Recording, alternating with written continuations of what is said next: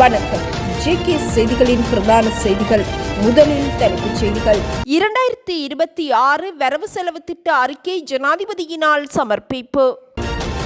முன்னாள் ஜனாதிபதி மைத்ரிபால சிறிசேன லஞ்ச ஒழிப்பு விசாரணை ஆணைக்குழுவில் முன்னிலை. பாடசாலைகளில் மோப்ப நாய்கள் மூலம் போதைப் பொருட்களை கண்டுபிடிக்க நடவடிக்கை. யாழ்ப்பாணத்தில் 9 பேர் திடீரென கைது. ஹெரோயினுடன் கைதான அதிபரை பணி நீக்கம் செய்ய உத்தரவு. வங்கக்கடலில் உருவாகும் காற்றழுத்த தாழ்வு பகுதி தொடர்பில் எச்சரிக்கை. யாழ்ப்பாணத்தில் ஒரே பிரசவத்தில் 3 குழந்தைகளை பெற்ற தாயார் சிகிச்சை பலனின்றி உயிரிழப்பு. முல்லைத்தீவு ஒட்டு சுட்டான் அதிபரின் ஓய்வூதியத்தை நிறுத்த ஏற்பாடு. கனடாவில் இலங்கை குடும்பத்தை கொலை செய்த இளைஞருக்கு 25 வருடங்கள் கட்டாய சிறை. முன்னாள் ஜனாதிபதி மைத்ரிபால சிறிசேன லஞ்சம் அல்லது ஊழல் பற்றிய சார்துறைகளை புலனாய்வு செய்வதற்கான ஆணைக்குழுவில் வாக்குமூலம் அளித்துள்ளார். விசாரணையை மேற்கொண்டு வந்த அதிகாரிகள் விடுத்த வேண்டுகோளுக்கு முன்னாள் ஜனாதிபதி இன்று குறித்த ஆணைக்குழுவிற்கு சென்று வாக்குமூலம் அளித்துள்ளார். போதைப்பொருள் தேடுதல் நடவடிக்கைகள் மற்றும் பாடசாலை மட்டத்தில் மேற்கொள்ளப்படும் சோதனைகளுக்கு போலீசார் மோப்ப நாய்களின் உதவி தேவைப்பட்டால் சம்பந்தப்பட்ட பாடசாலையின் அதிபர் இலங்கை போலீஸ் நாய்கள் பிரிவின் பணிப்பாளரை தொடர்பு கொண்டு தேவையான உதவியை பெற்றுக்கொள்ள முடியும் என போலீஸ் ஊடகப் பிரிவு அறிவித்துள்ளது. போதைப் பொருட்களை ஒழிப்பதற்காக அனைத்து அரச நிறுவனங்களாலும் தீவு முழுவதும் செயற்படுத்தப்படும் ஒன்றாக நாடு என்ற தேசிய திட்டத்தின் கீழ் இந்நடவடிக்கைகள் மேற்கொள்ளப்பட்டுள்ளன. இந்நடவடிக்கையை செயற்படுத்துவதில் இலங்கை போலீஸ் நேரடியாக பங்களிக்கின்றது. பாடசாலை மாணவர்களை இலக்கு வைத்து போதைப்பொருள் கடத்தலை ஒழிக்க பாடசாலைகளை மையமாக கொண்டு போலீசார் பல்வேறு திட்டங்களை முன்னெடுத்துள்ளனர். போலீஸ் பணிப்பாளர் அதிகாரிகள் நாய்கள் பிரிவு 078591816 அல்லது 0812233429 என்ற இலக்கங்களை தொடர்பு கொள்வதன் மூலம் பாடசாலைகளுக்கு பொருத்தமான உதவியை பெற்றுக்கொள்ள முடியும் எனவும் போலீஸ் ஊடகப் பிரிவு அறிவித்துள்ளது. 2026 ஆண்டுக்கான வரவு செலவு திட்டம் பிற்பகல் நாடாளுமன்றில் சமர்ப்பிக்கப்பட்டுள்ளது. இதற்கான அங்கீகாரத்தை பெற்றுக்கொள்வதற்காக ஜனாதிபதி அனுரகுமார திசாநாயக்க தலைமையில் விசேட அமைச்சரவை கூட்டம் நடைபெற்றது. இதன்போது 2026 ஆண்டுக்கான வரவு செலவு திட்ட அறிக்கைக்கு அங்கீகாரம் கிடைக்கப்பெற்றுள்ளது. வரவு செலவு திட்டத்தில் அரச சேவையாளர்களுக்கு கடந்த முறை வழங்கப்பட்ட ஊதிய அதிகரிப்பின் 2ஆம் கட்டம் அதிகரிக்கப்படவுள்ளதாகவும் ஓய்வூதியக்காரர்களின் கொடுப்பனவுகளை அதிகரிப்பதற்காக 13,000 கோடி ரூபாய் ஒதுக்கப்பட்டுள்ளதாகவும் அறிவிக்கப்பட்டுள்ளது. 2026 ஆண்டுக்கான அரசு செலவினங்களுக்காக 4,434 பில்லியன் ரூபாய் எதிர்பார்க்கப்படுகின்றது. அஸ்விஸ்ம வழங்குவதற்காக 24 கோடி ஒதுக்கப்பட்டுள்ளது. அத்துடன் வாகனங்களுக்கான வரி அதிகரிக்கப்பட மாட்டாது என்பதுடன் நீண்டகால வேண்டுகோளாக இருந்த பாவித்த வாகனங்களின் இறக்குமதிகள் கைவிடப்பட்டுள்ளதாகவும் அறிவிக்கப்பட்டுள்ளது. நாட்டின் 80வது வரவு செலவு திட்டம் மீதான 2ஆம் வாசிப்பு விவாதம் நாளை முதல் டிசம்பர் மாதம் 5ஆம் தேதி வரை நடைபெறவுள்ளது. நவம்பர் 14ஆம் தேதி மாலை 6 மணிக்கு 2வது மதிப்பீட்டுக்கான வாக்கெடுப்பு நடத்தப்படும். இதன் பின்னர் நவம்பர் 15ஆம் தேதி முதல் டிசம்பர் 5ஆம் தேதி வரை 17 நாட்கள் குளிர்நிலை விவாதத்தை நடத்துவதற்கும் டிசம்பர் 5ஆம் தேதி மாலை 6 மணிக்கு 3வது மதிப்பீட்டுக்கான வாக்கெடுப்பை நடத்துவதற்கும் தீர்மானிக்கப்பட்டுள்ளது. இக்கால பகுதியில் அரசாங்க விடுமுறைகள் மற்றும் ஞாயிற்றுக்கிழமைகள் தவிர சனிக்கிழமை உள்ளிட்ட ஏனைய அனைத்து நாட்களிலும் வரவு செலவு திட்ட விவாதம் நடைபெறும் என்பதும் குறிப்பிடத்தக்கது. யாழ்ப்பாணத்தில் கூறிய ஆயுதங்கள் மற்றும் போதைப் பொருட்களை உடைமையில் வைத்திருந்த குற்றச்சாட்டுகள் தொடர்பாக 9 பேர் கைது செய்யப்பட்டுள்ளனர். யாழ்ப்பாண போலீஸ் பிரிவுக்குட்பட்ட பகுதியில் கடந்த 2 தினங்களில் மேற்கொள்ளப்பட்ட திடீர் சோதனை நடவடிக்கைகளின் போது இவர்கள் கைது செய்யப்பட்டதாக போலீசார் தெரிவித்துள்ளனர்.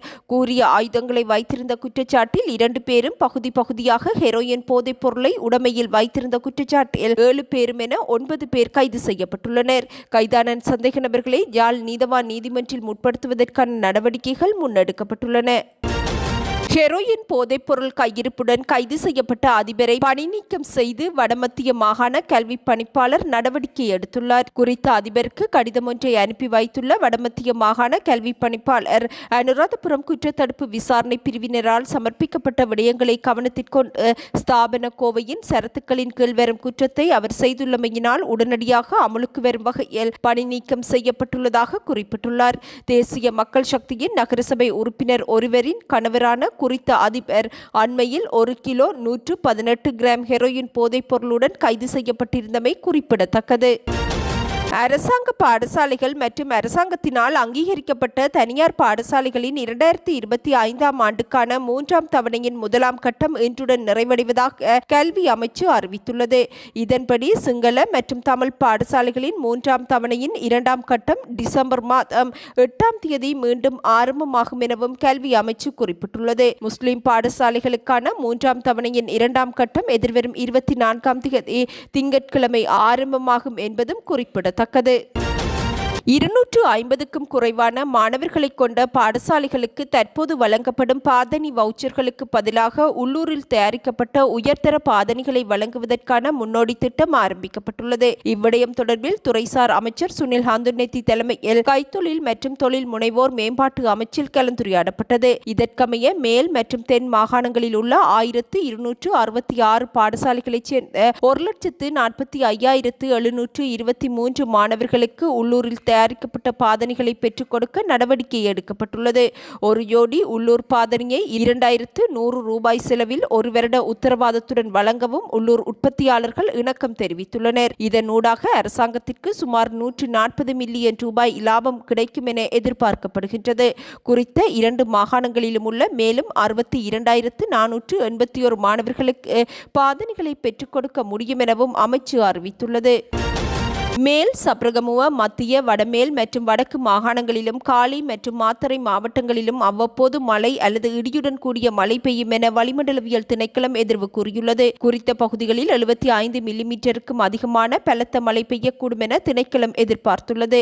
நாட்டின் ஏனைய பகுதிகளில் பிற்பகல் 1 மணிக்கு பின்னர் மழை அல்லது இடியுடன் கூடிய மழை பெய்யும் என்பதுடன் சில இடங்களில் 50 மில்லிமீட்டருக்கும் அதிகமான மழை பெய்யும் என அறிவிக்கப்பட்டுள்ளது. இடியுடன் கூடிய மழையின் போது தற்காலிகமாக வீசும் பலத்த காற்று மற்றும் மின்னல் தாக்கங்களினால் ஏற்படக்கூடிய ஆபத்துக்களை குறைத்துக் கொள்ள பொதுமக்கள் தேவையான நடவடிக்கைகளை மேற்கொள்ளுமாறும் அறிவுறுத்தப்பட்டுள்ளனர். இதேவேளை வங்கக்கடலில் அடுத்தடுத்து 2 காற்றழுத்த தாழ்வு பகுதி உருவாக வாய்ப்புள்ளதாக இந்திய வானிலை ஆய்வு மையம் அறிவித்துள்ளது. இதன்படி எதிர்வரும் 14ஆம் தேதி தென்மேற்கு வங்கக்கடலில் குறைந்த காற்றழுத்த தாழ்வு பகுதி உருவாக வாய்ப்புள்ளது. தொடர்ந்து 15ஆம் தேதி முதல் வடகிழக்கு பருவமழை தீவிரமடையும் என அறிவிக்கப்பட்டுள்ளது. யாழ் போதனா வைத்தியசாலையில் ஒரே நேரத்தில் 3 குழந்தைகளை பெற்ற தாயார் ஒருவர் சிகிச்சை பலனின்றி உயிரிழந்துள்ளார். குழந்தை பெற்ற ஒரே மாதத்தில் திடீரென இத்தாயார் உயிரிழந்ததாக அறிவிக்கப்பட்டுள்ளது. வடமராட்சி வத்திரி பகுதியைச் சேர்ந்த 46 வயதுடைய தாயாரே சம்பவத்தில் உயிரிழந்துள்ளார். குறித்த பெண் யாழ் போதனா வைத்தியசாலையில் கடந்த 7ஆம் தேதி ஒரே நேரத்தில் 3 குழந்தைகளை பெற்ற நிலையில் அவசர சிகிச்சை பிரிவில் சிகிச்சை பெற்று வந்திருந்தார். திருமணமாகி நீண்ட வருடங்களின் பின்னர் ஒரே நேரத்தில் 3 குழந்தைகள் குறித்த தாய் பெற்றிருந்த நிலையில் குழந்தைகள் பிறந்து ஒரே மாதத்தில் தாயார் சிகிச்சை பலனின்றி உயிரிழந்ததாக அறிவிக்கப்பட்டுள்ளது. சேவை காலத்தில் இடம்பெற்ற மோசடிகள் தொடர்பாக விஸ்வமடு மகா வித்தியாலய அதிபரின் ஓய்வூதியத்திற்கு எதிராக பிரதமர் செயலகத்தில் முறைப்பாடு செய்யப்பட்டுள்ளது. முல்லைத்தீவு ஒட்டுசுட்டான் மகா வித்தியாலய அதிபர் சேவை காலத்தில் தாய் மற்றும் தந்தையை இழந்த மாணவனுக்கு அறக்கட்டளை ஒன்றினால் வழங்கப்பட்ட நிதியை தவறாக பயன்படுத்தியமை தொடர்பிலேயே குறித்த முறைப்பாடு முன்வைக்கப்பட்டுள்ளது. பாடசாலை அபிவிருத்தி சங்க கணக்கில் வைப்பில் இடப்பட்டதென காட்டப்பட்ட தொகை வைப்பில் இடப்படாமை, அதிக காசோலைகள் மற்றும் பாடசாலை சிற்றூழியர் மற்றும் ஆசிரியர் பேரில் எழுதி மாற்றப்பட்டமை, பற்றுச்சீட்டு வழங்கப்படாமை போன்ற மோசடிகளை முன்னிறுத்தியும் தற்போதைய விஸ்வமடு மகா வித்தியாலய பாடசாலை சேவை காலத்தில் பாடசாலையுடன் சம்பந்தமில்லாத நிதியத்தின் ஊடாக பாடசாலைக்கு நிதி சேகரித்தமை, திணைக்களத்தின் அனுமதி இல்லாது காணொலி வாயிலாக நிதி சேகரித்தமை போன்ற முறைப்பாடுகளை முன்னிறுத்தி குறித்த அதிபரின் ஓய்வூதியம் நிறுத்தப்பட வேண்டும் என பிரதமர் செயலகம், லஞ்ச ஊழல் ஆணைக்குழு, வடமாகாண ஆளுநர் செயலகம், ஓய்வூதிய திணைக்களம், வடமாகாண பிரதம செயலாளர் செயலகம், தேசிய கணக்காய்வு நிறுவனம், முல்லைத்தீவு அரசு அதிபர் செயலகம், வடமாகாண கல்வி அமைச்சின் செயலாளர், வடமாகாண கல்வி பணிப்பாளர், முல்லைத்தீவு வலய கல்வி பணிமனை போன்றவற்றிற்கு முறைப்பாடு செய்யப்பட்டுள்ளது. பாடசாலை நேரம் பிற்பகல் 2 மணி வரை நீடிக்கப்பட்டுள்ளதாகவும் இந்த நேர நீடிப்பானது தரம் 5 முதல் 13ஆம் தரம் வரை அமுல்படுத்தப்படும் எனவும் கல்வி அமைச்சின் செயலாளர் நாளக்க கலுவேவ தெரிவித்துள்ளார். பாடசாலை நேர மாற்றம் தொடர்பில் விளக்கமளித்து கொழும்பில் இடம்பெற்ற ஊடக சந்திப்பின் போது அவர் இதனை உறுதிபட தெரிவித்துள்ளார். பாடசாலை நேரம் பிற்பகல் 2 மணி வரை நீடிக்கப்படும். 1ஆம் தர மாணவர்களின் பாடசாலை நேரத்தில் மாற்றம் ஏற்படாது. தற்போது காலை 7:30 மணியிலிருந்து 11:45 மணி வரையான காலம் காலம் அவ்வாறு நீடிக்கப்படும். 2ஆம் தரத்திற்கு 7:30 மணியிலிருந்து 11:45 மணி வரையிலான கற்றல் நடவடிக்கைகள் அவ்வாறே முன்னெடுக்கப்படும். அதேவேளை 3 மற்றும் 4ஆம் தர மாணவர்களுக்கு 7:30 மணியிலிருந்து 1 மணி வரையான கற்றல் காலம் அவ்வாறே இடம்பெறும். அதிலும் எவ்வித மாற்றமும் ஏற்படாது. எனினும் 5ஆம் தரத்திலிருந்தே நேர மாற்றம் ஏற்படும். 5ஆம் தர மாணவர்களுக்கு 7:30 மணியிலிருந்து 2 மணி வரை கற்றல் நடவடிக்கைகள் இடம்பெறும் எனவும் 6ஆம் தரத்திலிருந்து 13ஆம் தரம் வரையிலான மாணவர்களுக்கு கற்றல் நடவடிக்கைகள் 7:30 மணி முதல் 2 மணி வரை இடம்பெறும் எனவும் கல்வி அமைச்சின் செயலாளர் நாலக்க கலுவேவ விளக்கமளித்துள்ளார். நாடாளுமன்றத்திலும் அதனைச் சூழவுள்ள பல பகுதிகளிலும் சிறப்பு பாதுகாப்பு ஏற்பாடுகள் மேற்கொள்ளப்பட்டுள்ளன. ஜனாதிபதி அனுரகுமார திசாநாயக்கவினால் இன்று வரவு செலவு திட்ட அறிக்கை சமர்ப்பிக்கப்படவுள்ளது. நாடாளுமன்ற உறுப்பினர்களின் ஆடை மாற்றம், அறைகள் உட்பட நாடாளுமன்ற வளாகம் மற்றும் அதை சுற்றியுள்ள பகுதிகள் நேற்றைய தினம் தீவிர சோதனைக்குட்படுத்தப்பட்டது. நாடாளுமன்ற காட்சியகம் இன்று சிறப்பு விருந்தினர்களுக்கு மாத்திரமே அனுமதிக்கப்படும் எனவும் அறிவிக்கப்பட்டுள்ளது. அரசாங்க வரவு செலவு திட்டம் சமர்ப்பிக்கும் நிகழ்வைக்கான உள்ளூர் மற்றும் வெளிநாட்டு விருந்தினர்கள் நாடாளுமன்றிற்கு வருகை தந்துள்ளமையும் குறிப்பிடத்தக்கது.